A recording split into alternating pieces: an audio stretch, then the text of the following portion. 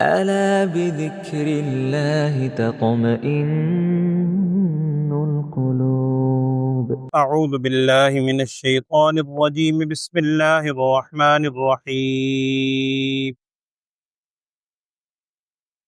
سبح لله ما في السماوات والأرض وهو العزيز الحكيم. له ملك السماوات والأرض يحيي ويميت وهو على كل شيء قدير. هو الأول والآخر والظاهر والباطن وهو بكل شيء عليم. هو الذي خلق السماوات والأرض في 6 أيام ثم استوى على العرش يعلم ما يلج في الأرض وما يخرج منها وما ينزل من السماء وما يعرج فيها وهو معكم أينما كنتم والله بما تعملون بصير. له ملك السماوات والأرض وإلى الله ترجع الأمور. يولج الليل في النهار ويولج النهار في الليل وهو عليم بذات الصدور. صدق الله العظيم.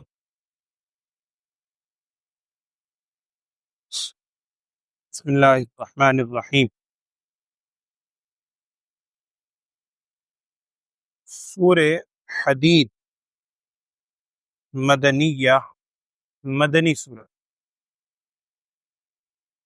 گزشتہ چند آیات مکی تھیں، اس کے بعد چند صورتیں مکی تھیں، اس کے بعد چند صورتیں آخر تک ایک کثیر تعداد میں مدنی صورتیں آ رہی ہیں. عام طور پر مدنی صورتیں طویل ہوتی ہیں، لیکن ضروری نہیں ہے، بعض مختصر صورتیں بھی مدنی صورت کے اندر آتی ہیں. صورت کے ناموں میں اس کا نام سورہ حدید ہے. آگے انشاءاللہ آپ آخری رکوع میں لفظ بھی پڑھیں گے، وَأَنزَلْنَا الْحَدِيدَ فِيهِ بَأْسٌ شَدِيدٌ، کہ ہم نے حدید اصل میں کہتے ہیں لوہے کو، ہم نے لوہا نازل کیا، فیہ باس شدید، اس میں بڑی سختی ہے اللہ جل شانہ کی طرف سے. وہ آگے آپ واقع جب آئیں گے الفاظ وہاں اس کی تفصیل آ جائے گی. ایک روایت کے اندر الفاظ آتے ہیں کہ اللہ جل شانہ نے جب زمین کو پیدا کیا تو زمین ہل رہی تھی، قرآن میں بھی ہے ذکر. اس کے بعد اللہ جل شانہ نے پہاڑ بنائے، پہاڑوں کو زمین میں میخوں کی طرح گاڑ دیا. والجبال اوتادا، قرآن میں بھی ہے، پہاڑ کو ہم نے میخیں بنایا. جب پہاڑ کو میخیں بنایا تو زمین کا ہلنا رک گیا. اس حدیث میں آتا ہے فرشتوں نے پوچھا کہ اے اللہ، تو نے پہاڑ بنائے ہیں، اتنے سخت ہیں، زمین کو انہوں نے روک دیا، کیا پہاڑ سے سخت بھی کوئی چیز بنائی؟ اس روایت میں اللہ تعالیٰ نے فرمایا ہاں، پہاڑ سے زیادہ سخت چیز لوہا بنایا، پہاڑ کو بھی کاٹ کے رکھ دیتا ہے. فرشتوں نے پوچھا کہ لوہے سے زیادہ سخت بھی کوئی چیز ہے؟ اس حدیث کا مفہوم ہے اللہ تعالیٰ نے فرمایا ہاں، لوہے سے زیادہ سخت چیز آگ ہے. لوہے کو ڈالو، لوہے کو بھی پگھلا دیتی ہے، پگھل جاتی ہے. فرشتوں نے پوچھا آگ سے زیادہ سخت چیز بھی کوئی ہے؟ اللہ نے فرمایا پانی ہے، آگ کو بھی بجھا دیتا ہے. انہوں نے پوچھا اللہ، پانی سے زیادہ سخت چیز بھی کوئی ہے؟ اللہ تعالیٰ نے فرمایا ہوا ہے، پانی کا رخ موڑ دیتی ہے، جب تیز چل رہی ہو پانی کا بھی ادھر کبھی ادھر ہوا ہے. فرشتوں نے اگلا سوال کیا ہوا سے زیادہ سخت چیز بھی کوئی ہے؟ اب ذرا جواب سنیے. اس حدیث کا مفہوم ہے اللہ جل شانہ کی طرف سے کہا گیا کہ ہاں، اس ہوا سے زیادہ سخت چیز یہ ابن آدم، یہ انسان ہے. اور اس میں پھر مثال یہ دی ہے کہ یہ انسان ہے، اور انسان بھی وہ کہ جو اللہ تعالیٰ کے حضور اتنے خفیہ طریقے پر صدقہ کرتا ہے کہ دائیں ہاتھ صدقہ کرتا ہے، بائیں ہاتھ کو پتہ بھی نہیں لگنے دیتا. ایسے خفیہ خاموشی سے چھپ کے صدقہ کرتا ہے، کوئی دکھلاوا نہیں کرتا. وہ انسان، اور واقعتاً انسان، یہ ساری چیزوں کو اس نے مسخر کیا ہوا. اگرچہ اللہ نے انسان کے لیے بنائی ہے، ہوا بھی ہے، پانی بھی ہے، اور یہ لوہا ہے، سارا کچھ ہے. تو بہرحال وہ ایک حدیث کے اندر ہے مفہوم جو میں نے آپ سے عرض کیا. تو اس سورت کا نام بھی حدید ہے. قرآن میں آگے آئے گا اسی صورت میں وَأَنزَلْنَا الْحَدِيدَ فِيهِ بَأْسٌ شَدِيدٌ، ہم نے اس کو سخت کیا۔ اس صورت کا آغاز آپ دیکھیے سبح للہ سے ہو رہا ہے، تسبیح، اور سبح کے لفظ سے نہیں ہے، ایک ہے سبح اسم ربک الاعلی، اس میں تو تسبیح کرنے کا حکم ہے، عربی گرامر میں وہ فعل امر ہے، سبح تسبیح بیان کرو۔ یہ ہے سبحا، ورب کے اعتبار سے فعل ماضی ہے، سبح للہ۔ قرآن پاک میں 5 صورتیں ہیں جو مسبحات کہلاتی ہیں، ان میں یہ پہلی ہے جو سبحہ سے شروع ہو رہی ہیں، سبحہ یا یسبحو۔ ایک تو یہ اگلی 4 اگلے سپارے میں آئیں گی، سورہ حشر 28ویں پارے میں، پھر اس کے بعد سورہ صف، وہ بھی اسی میں آگے۔ ان تینوں میں سبح للہ ہی آتا ہے، سورہ حدید میں، سورہ صف میں اور سورہ حشر میں۔ اس کے بعد ہے سورہ جمعہ اور سورہ تغابن 28ویں پارے میں، وہ شروع ہوتی ہیں یسبح للہ، مضارع سے، ورب کے اعتبار سے وہ فعل مضارع ہے، یہ فعل ماضی ہے۔ بعض حضرات نے لکھا ہے کہ ماضی ہو یا مضارع ہو، 3 ہی زمانے ہوتے ہیں، اردو میں بھی ہم کہتے ہیں کہ ماضی، حال، مستقبل۔ عربی گرامر کے اندر جو فعل مضارع ہے، ورب ہے، اس کے اندر دونوں زمانے پائے جاتے ہیں، موجودہ بھی اور فیوچر آنے والا بھی، مستقبل بھی، حال بھی اور مستقبل بھی، اور ماضی تو خیر پاسٹ ماضی ہے۔ تو اس سے بعد نے لکھا ہے کہ چاہے زمانہ ماضی کا ہو، حال کا ہو، مستقبل کا ہو، ہر حالت میں سبح للہ، ہر حالت میں اللہ کی تسبیح بیان کرو، ماضی ہو، آئندہ ہو، ہر حال میں اٹھتے بیٹھتے اللہ کی تسبیح بیان کرنی چاہیے۔ ایک حدیث میں آتا ہے کہ نبی صلی اللہ علیہ وسلم کا معمول بھی لکھا ہے واسط میں کہ آپ صلی اللہ علیہ وسلم رات سونے سے پہلے یہ مسبحات پڑھا کرتے تھے، یہ 5 صورتیں، جن میں سے پہلی یہ ہے۔ اور دوسری ایک حدیث میں ہے کہ تفسیر ابن کثیر میں بھی اس کی وضاحت کی ہے کہ نبی صلی اللہ علیہ وسلم نے ارشاد فرمایا ان 5 صورتوں میں ایک آیت ایسی ہے جو 1000 آیتوں سے زیادہ افضل ہے۔ ان 5 صورتوں میں یہ جو مسبحات ہیں، جن میں سے یہ پہلی ہے سورہ حدید اور آگے آئیں گی، ان میں سے ایک آیت ایسی ہے جو 1000 آیتوں سے زیادہ افضل ہے۔ پھر حافظ ابن کثیر رحمۃ اللہ نے لکھا ہے کہ وہ سب سے افضل آیت آپ نے ابھی جو سنی، اس سورت کی تیسری آیت، هو الاول والآخر والظاہر والباطن وهو بكل شيء علیم۔ اللہ کی آیت اول بھی ہے، اللہ کی ذات پہلے بھی وہی ہے، آخر بھی وہی ہے، ہر چیز سے ظاہر بھی وہی ہے، باطن بھی وہی ہے، ہر طرف اللہ ہی اللہ ہے، وهو بكل شيء، ہر چیز کو جاننے والی ہے۔ اور بعض حضرات نے ایک بات لکھی ہے، وہ میں ویسے عرض کر دیتا ہوں۔ وہ لکھا ہے کہ اگر انسان کے دل میں کچھ شبہات پہلے پیدا ہونے لگیں، خاص طور پر اللہ تعالیٰ کی ذات کے حوالے سے، ذات و صفات کے بارے میں شیطان وسوسے ڈالنے لگے، اس وقت ذرا دل میں یا آہستہ آواز میں یہ آیت پڑھ لیا کرو، هو الاول والآخر والظاہر والباطن وهو بكل شيء علیم۔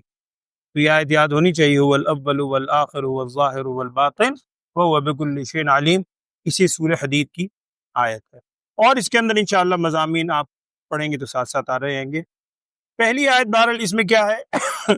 سبح للہ ما فی السماوات و ما فی الارض، آسمان و زمین کی جو بھی چیز ہے، ما فی السماوات والارض، یہاں والارض ایک جگہ وما فی الارض بھی آئے گا اگلی صورت میں، آسمان و زمین میں جو کچھ ہے، سبح للہ، یہ ساری کی ساری اللہ کی تسبیح بیان کرتی ہے۔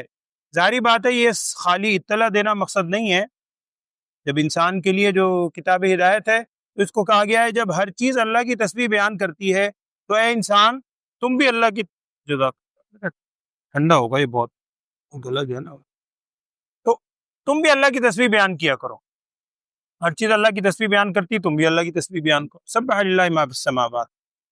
اگلی آیت میں اسی کی مزید وضاحت ہے کہ ملک السماوات والارض، آسمان و زمین کی جتنی بادشاہت ہے سب اسی کے لیے ہے۔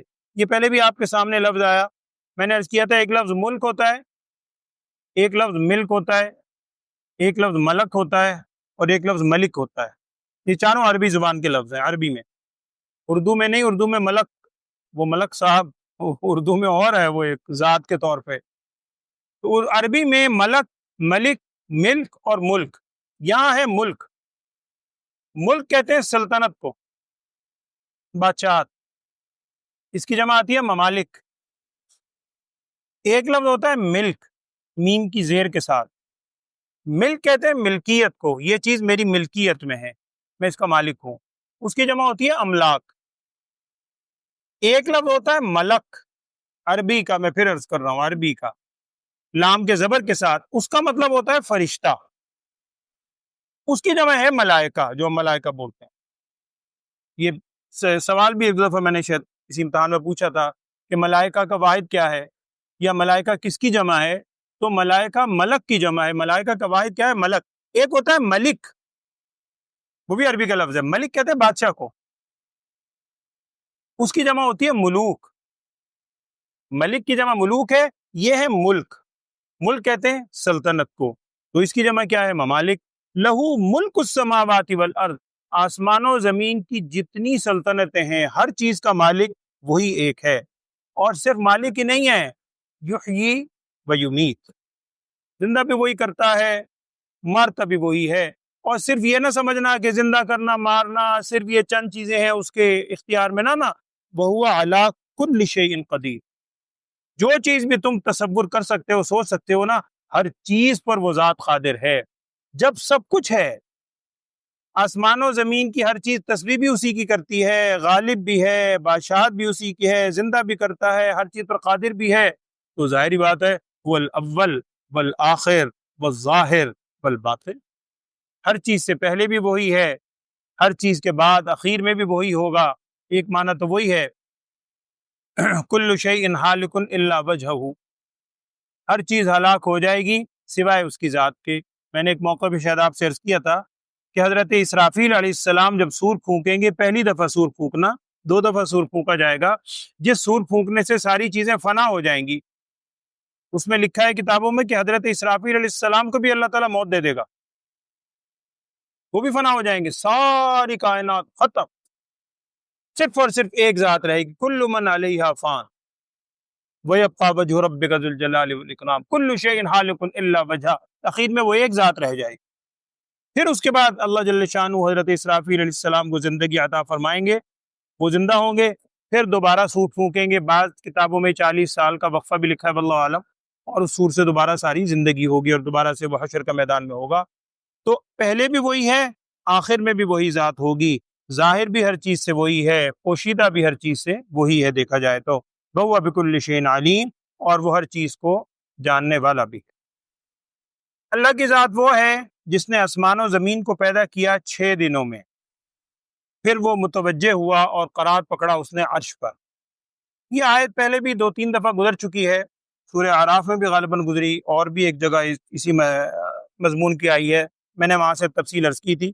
مختصراً یہی ہے کہ اللہ جل شانہ نے آسمان و زمین کو پیدا کیا 6 دنوں میں۔ ایک فطری سوال ہمارے ذہن میں آتا ہے کہ جی یہ جو آسمان و زمین کی تخلیق کا ذکر ہو رہا ہے، قرآن کہہ رہا ہے آسمان و زمین کی تخلیق ہے 6 دنوں میں، یہ سورج وغیرہ ہم تو دن کا تعین کرتے ہیں سورج سے، سورج کا طلوع اور غروب ہے، اس سے ہم ایک دن کا تعین کرتے ہیں، ایک دن ہو گیا، دوسرا شروع ہو گیا، تیسرا ہو گیا، چاہے چھوٹا ہے یا بڑا ہے، سورج کی گردش سے ہم شمار کرتے ہیں۔ تو سورج تو اس وقت تھا ہی نہیں، ابھی تو آسمان و زمین تخلیق ہو رہے ہیں، تو دنوں کا تعین کیسے؟ اللہ تعالیٰ فرما رہے ہیں 6 دنوں میں۔ تو سمجھانے کے لیے علماء نے لکھا ہے کہ ایک دن کی جتنی مقدار ہو سکتی ہے، پھر اس میں بھی کلام کیا ہے کہ وہ ایک دن کون سا ہے، دنیا والوں کا ہے یا وہ جو آخرت میں ہوگا؟ قرآن میں آتا ہے کہ 50,000 سال کے برابر وہ دن مراد ہوگا، واللہ عالم، قرآن نے کوئی وضاحت نہیں کی، قرآن نے جس چیز کی وضاحت نہیں کی، صحیح حدیث میں بھی نہیں ہے، ہمیں اس کی زیادہ جستجو میں بھی لگنا، اللہ نے 6 دنوں میں پیدا فرمایا، اور بظاہر یہی ہے کہ جتنے دن کی تعین ہوتا ہے سورج سے، اس کے حساب سے 6 دنوں میں۔ سمجھانے کے لیے بعض علماء نے ایک بات لکھی ہے کہ یہ قرآن چونکہ صرف معلوماتی کتاب یا تاریخ کی کتاب یا کسی کو یعنی کوئی باتیں واقعات کی کتاب تو نہیں ہے، ہر بات کے اندر ہمارے لیے عبرت ہے، ہمارے لیے عمل کا پہلو ہے، ہمیں یہ تعلیم دینا ہے کہ اللہ جل شانہ وہ ذات جو کہ خالق بھی ہے، قادر بھی ہے، اول آخر بھی وہی ہے، ہر چیز اسی کی ہے، اس نے جب آسمان و زمین کو 6 دن میں پیدا کیا تو انسان کو تعلیم دینا ہے کہ دیکھو تم کام میں جلدی نہ کیا کرو، ایک تدریج سے کام کیا کرو۔ ایک حدیث کا مفہوم ہے، نبی صلی اللہ علیہ وسلم نے ارشاد فرمایا تھا کہ آہستگی اور تدریج سے کام کرنا یہ اللہ جل شانہ کی طرف سے ہے، اور والعجلۃ من الشیطان، جلد بازی یہ شیطان کی طرف سے ہے۔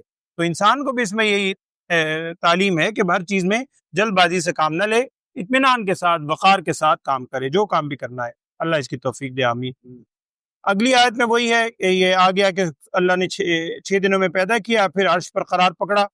اب عرش پر اللہ تعالیٰ نے قرار پکڑا، آگے آ رہی، میں اس کی میں مزید وضاحت کر دیتا ہوں۔ یعلم ما یلج فی الارض وما یخرج منہا، یہ ذرا سے دیکھیے گا، اللہ تعالیٰ فرما رہے ہیں، خود فرما رہے ہیں اللہ تعالیٰ کہ وہ جانتا ہے جو کچھ زمین میں داخل ہوتا ہے اور جو زمین سے چیز نکلتی ہے۔ یہاں علماء نے سمجھانے کے لیے لکھا ہے کہ دیکھیے اللہ تعالیٰ فرما رہے ہیں جو چیز زمین میں جا رہی ہے نا، اب جانے کے بعد جو اندر چلی گئی اس کا تو کسی کو نہیں پتا۔ پانی آپ نے ڈال دیا، بیج آپ نے ڈال دیا، یا کوئی چیز زمین نے جذب کر لی، چوس لی، اب اندر جا کے ہمیں تو نہیں پتا۔ تو اللہ تعالیٰ وہ بھی جانتا ہے جو زمین میں چلی گئی اور جو زمین سے نکل رہی ہے، جو کوپل نکل رہی ہے زمین سے، سارا سبزہ زمین سے نکل رہا ہے، یا زمین سے خزانے نکل رہے ہیں، معدنیات نکل رہے ہیں، اللہ ان سب چیزوں کو بھی جانتا ہے۔ تو جب زمین کے اندر پوشیدہ ہونے والی چیزوں کو جانتا ہے اور پوشیدہ چیز کے نکلنے والی چیزوں کو جانتا ہے، تو زمین کے اندر جو تم پھر رہے ہو زمین کے اوپر، انہیں نہیں جانتا؟ یہ کیسے ہو سکتا ہے؟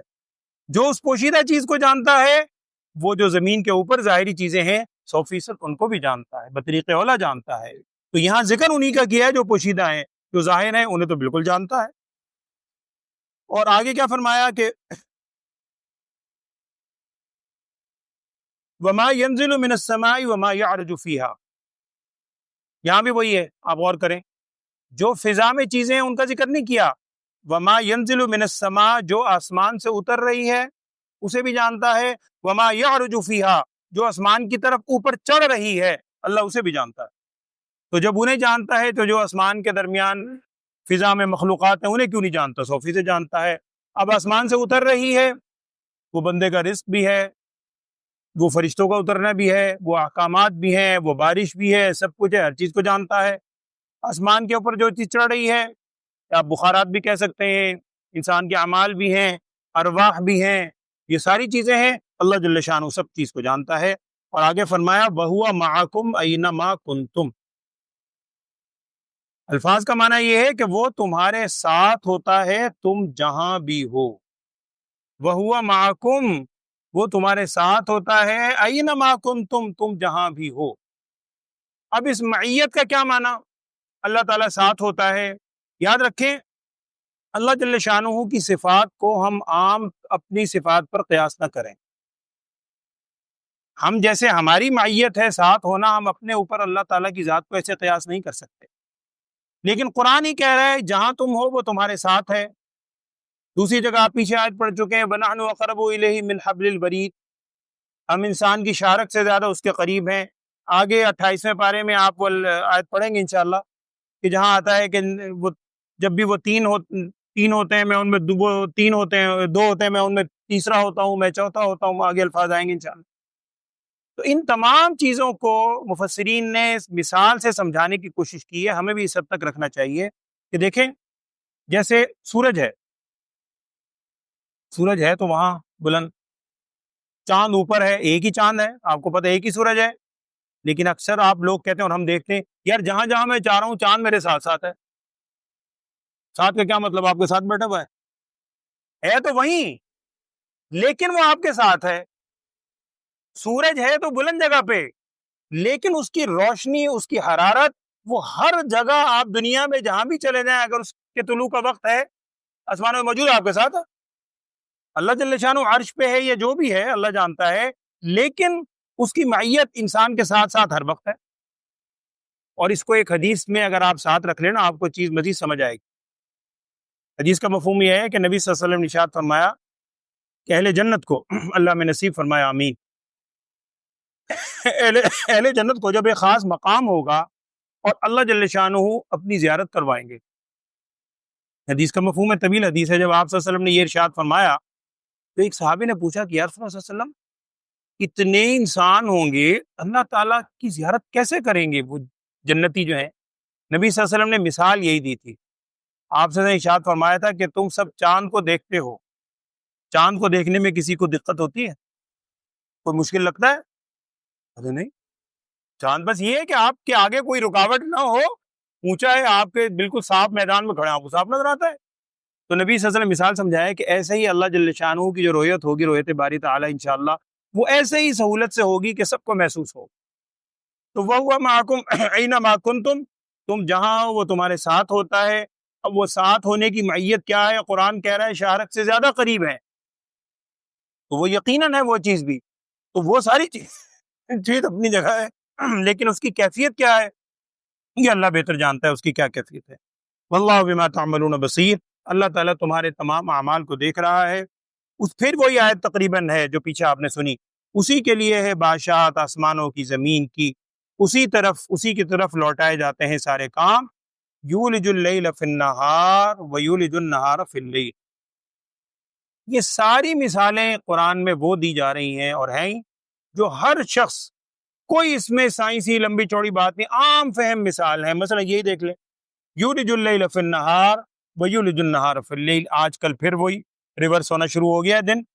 یولج اللیل فی النہار، وہ داخل کرتا ہے رات کو دن میں اور داخل کرتا ہے دن کو رات میں. رات دن میں داخل ہو رہی ہے، کبھی دن چھوٹا ہو رہا ہے، راتیں بڑی. اب آپ آج کل دیکھ لیں، دن بڑے تھے، اب دن چھوٹے ہونے شروع ہو گئے، راتیں بڑی ہونی شروع ہو گئیں. سردیاں آئیں گی تو دن بالکل چھوٹے رہ جائیں گے، راتیں لمبی ہو جائیں گی. اور یہ نہیں کہ ویسے ایک دفعہ کر لیا اس کے بعد بھول گیا، نعوذ باللہ. ہزاروں سال سے وہی معمول چلا آ رہا ہے، ایک سیکنڈ کا فرق نہیں ہے. تو وہ جو دن اور رات کو بڑا کرتا ہے، چھوٹا کرتا ہے، سارا کچھ کرتا ہے، وہ اللہ. اس کو چھوڑ کر تم کسی اور کے آگے بھاگتے ہو، اس کو چھوڑ کر کسی اور سے امیدیں وابستہ کرتے ہو، اس سے نا امیدی پیدا کرتے ہو. لوگوں کے بارے میں زیادہ یقین ہے، وہ شاید نعوذ باللہ نہ کرے، وہ کرے. ہمارے ایک آپ نے شاید واقعہ پڑھا ہوگا، ویسے میرے ذہن میں آ گیا. ہماری جو سوچ ہے آج کل، اللہ معاف فرمائے، عمومی سوچ یہی ہے. غالباً انگلش کی کسی کتاب میں انگریزی کا ایک میں نے پڑھی تھی، کہانی ہے، وہ آپ کو شاید یاد آ جائے، سلیبس میں تھی میٹرک میں یا انٹر وغیرہ میں، یا کہیں اور پڑھی تھی، مجھے یاد نہیں. آپ میں سے شاید کسی کو یاد ہو. وہ لکھی ہے تھا کہ ایک آدمی کسی جگہ سے گزر رہا تھا، پہاڑی علاقہ تھا، برفانی علاقہ، برف جمی ہوئی تھی، بیچارہ اکیلا جا رہا ہے. اچانک جاتے جاتے اس کا پاؤں پھسل گیا، اب برف ہی برف ہے. اب وہ پاؤں جب پھسلا، پھسلتے پھسلتے اب وہ چیخ بھی رہا ہے، اچانک اس کے ہاتھ میں نہ کوئی شاخ آ گئی، درخت کی شاخ جیسے ہو. اب درخت کی شاخ کو اس نے پکڑا ہوا ہے اور برف ہی برف ہے، برف سے چمٹا ہوا ہے. اب ظاہری بات ہے فریز ہو جائے گا، انسان کتنا برداشت کرے. ادھر اس نے چیخا، کہتا کوئی ہے جو مجھے بچائے، کوئی ہے بچا لے. اور وہ سناٹا پہاڑی علاقہ میں، اس کہانی ہے واللہ علم، اس میں لکھا ہے کہ آواز اسی آئی، ہاں ہے. اس نے کہا کون ہے؟ جواب ملا تیرا رب. اور بڑا خوش ہوا، کہنے لگا ہو رب، مجھے یقین تھا تو ہی بچا سکتا ہے، مجھے بچا لے، بس مجھے بچا لے. اس واقعے میں لکھا ہے کہانی میں کہ اللہ، ظاہری بات ہے قرآن حدیث تو نہیں ہے، میں منسوخ تو نہیں کر سکتا. کہانی میں یہ کہا گیا کہ رب کی طرف سے جواب آیا، اگر تجھے رب پہ یقین ہے نا، یہ شاخ چھوڑ دے، شاخ چھوڑ دے. ہماری مثال یہی ہے. اب اس کو یقین تو تھا نہیں، اس نے شاخ پکڑی اور پتہ کیا کہتا ہے، کہتا اور کوئی ہے، اور کوئی ہے. یعنی یہ تو میں نہیں کر سکتا کہ ایک چیز جان چھوڑنے کی مجھے ملی ہے بچانے کی، یہ تو نہیں ہو سکتا، اور کوئی ہے. اس کہانی میں لکھا ہے کہ صبح کے وقت جب آبادی ہوئی، لوگ گئے وہاں سے، صبح ہوئی، روشنی کے اوپر نیچے گئے، تو انہوں نے دیکھا کہ ایک آدمی پہاڑ سے چپکا ہوا ہے، فریز ہو گیا، مر گیا. اور کہتے ہیں کہ اس کے بالکل 2-3 فٹ نیچے زمین تھی. اگر اس وقت شاخ چھوڑ دیتا، چند سیکنڈ میں زمین پہ ہوتا اور نکل جاتا. یقین نہیں. ہم آج کل یہی کہتے ہیں، معاف کرے اللہ، بہت معذرت سے، جب اللہ تعالیٰ کی طرف سے آتا ہے بندے تجھے مجھ پہ یقین ہے، پورا یقین ہے، تو ٹھیک، قدم اٹھا. پھر ہم کہتے ہیں اللہ اور کوئی ہے ایسے دسو، کہتے میرے کو نہیں ہوتا. تو وہ یقین کی بات ہے. جب سارا کچھ ہم روز پڑھتے ہیں، مالک وہی ہے، کرنے والا وہی ہے، یولج اللیل، دن رات، اے انسان، پھر تو اس کو چھوڑ کے جا رہا ہے. پھر یہ در در سے اس سے امید، اس سے امید، اس سے مانگ، اس سے مانگ. ان کی کیا حیثیت ہے ان لوگوں کو؟ اللہ تعالیٰ کی ذات کے آگے کسی کی حیثیت کچھ بھی نہیں. وہ اتنا بڑا ہے. اور پھر اللہ تعالیٰ کیا آخری الفاظ آج کے کیا ہیں؟ وَهُوَ عَلِيمٌ بِذَاتِ الصُّدُورِ. وہ جانتا ہے دلوں کے بھید کو۔ چلو زبان سے تو تم اظہار کچھ بھی کر لو منافقانہ طور پہ، اللہ معاف فرمائے، دلوں میں جو تم پلاننگ کر رہے ہو نا کسی کے خلاف یا غلط سلط، اللہ بچائے، وہ اس کو بھی جانتا ہے۔ جب سارا کچھ اس کو جانتا ہے، پھر کل حکم آئے گا آمنو باللہ ورسولہ، پھر اللہ پر ایمان بھی لاؤ، اس کے رسول پر بھی ایمان لاؤ، خرچ بھی کرو اور یہ بھی کرو۔ آپ دیکھیں جگہ جگہ قرآن میں بار بار محبت سے ہمیں جھنجھوڑا جاتا ہے، لیکن بندہ ہے کہ وہ پھر وہیں رہتا ہے۔ اللہ تعالیٰ معاف فرمائے، عمل کی توفیق دے، آمین۔ ترجمہ پڑھی۔ اعوذ باللہ من الشیطان الرجیم، بسم اللہ الرحمن الرحیم۔ سبح للہ ما فی السماوات والارض وهو العزیز الحکیم۔ تسبیح بیان کرتی ہے اللہ تعالیٰ کی وہ چیز جو کچھ آسمان میں ہے اور جو زمین میں ہے، وہو العزیز الحکیم، اللہ کی ذات بہت غالب بھی ہے اور حکمت والی بھی ہے۔ لہو ملک السماوات والارض، اسی اللہ تعالیٰ کے لیے ہے بادشاہت آسمانوں کی اور زمین کی۔ یحیی و یمیت، وہ زندہ بھی کرتا ہے، وہی موت بھی دیتا ہے۔ وہ علی کل شیء قدیر، اور وہ اللہ تعالیٰ ہر چیز پر قادر۔ هو الاول والآخر والظاہر والباطن وهو بكل شیء علیم، وہ اللہ کی ذات ہر چیز سے پہلے بھی ہے، ہر چیز سے آخر بھی ہے، ہر چیز پر ظاہر بھی ہے، والباطن، ہر چیز کے باطنی طور پر جاننے والی۔ اس کے کئی معنی کیے گئے ہیں، اللہ تعالیٰ ہر چیز پہ ظاہر باطن ہر جگہ ہے۔ وهو بكل شیء علیم، اور وہ ہر چیز کو جاننے والا بھی ہے۔ هو الذی خلق السماوات والارض فی 6 ایام، اللہ کی ذات وہ ہے جس نے آسمان و زمین کو پیدا کیا 6 دنوں میں۔ ثم استوى علی العرش، پھر وہ اس نے قرار پکڑا عرش پر اپنی شان کے مطابق، جیسے اس کی شان کے لائق۔ یعلم ما یلج فی الارض وما یخرج منها وما ینزل من السماء وما یعرج فیہا، وہ جانتا ہے جو کچھ زمین میں داخل ہو رہا ہے اور جو کچھ زمین سے چیز نکل رہی ہے، اور جو چیزیں آسمان سے اتر رہی ہیں اور جو آسمان کی طرف چڑھ رہی ہیں، ہر چیز کو وہ جانتا ہے۔ وَهُوَ مَعَكُمْ، اور وہ تمہارے ساتھ بھی ہوتا ہے، أَيْنَمَا كُنْتُمْ، تم جہاں بھی ہو۔ وَاللَّهُ بِمَا تَعْمَلُونَ بَصِيرٌ، اور اللہ تعالیٰ جو کچھ تم عمل کر رہے ہو اس کو دیکھنے والا ہے۔ لَهُ مُلْكُ السَّمَاوَاتِ وَالْأَرْضِ، اسی کے لیے ہے بادشاہت آسمانوں کی اور زمین کی۔ وَإِلَى اللَّهِ تُرْجَعُ الْأُمُورُ، اور اللہ ہی کی طرف لوٹائے جاتی ہیں سارے امور، ساری باتیں، سارے کام۔ یولج اللیل فی النہار، وہ داخل کرتا ہے رات کو دن میں۔ ویولج النہار فی اللیل، اور داخل کرتا ہے دن کو رات میں، یعنی کبھی دن بڑا کبھی رات بڑی۔ وہو علیم بذات الصدور، اور جاننے والا ہے دلوں کے بھید کو، دلوں کی باتوں کو۔ اللہ تعالیٰ یہ جو قرآن کی ساری آیات ہم روز پڑھتے سنتے ہیں، ان سے جو سبق ہمیں مل رہا ہے، عبرت کی باتیں، ان پہ عمل کی توفیق۔ الحمد للہ رب العالمین، اللہم صلی علی سیدنا و مولانا محمد وعلی آل سیدنا و مولانا محمد وبارک وسلم ثم صلی علیہ۔ اللہم یا شافی الامراض اشف مرضانا، یا قاضی الحاجات اقض حاجاتنا، انت ولینا فاغفر لنا وارحمنا وانت خیر الراحمین۔ یا اللہ ہم سب کے گناہوں کو معاف فرما، تمام لغزشات سے درگزر فرما، ہم سب کو اپنی بارگاہ میں سچی توبہ کرنے کی توفیق عطا فرما، تمام گناہوں سے بچنے کی توفیق عطا فرما۔ جتنے لوگ بیمار پریشان ہیں، تمام بیماروں کو صحت والی، عافیت، سلامتی والی زندگی عطا فرما۔ ہر قسم کی جسمانی روحانی بیماریوں سے، پریشانیوں سے ہم سب کو اور پوری امت کو محفوظ فرما۔ وصلی اللہ تعالی علی خیر خلقہ سیدنا و مولانا محمد وعلی آلہ و اصحابہ اجمعین، آمین برحمتک یا ارحم الراحمین۔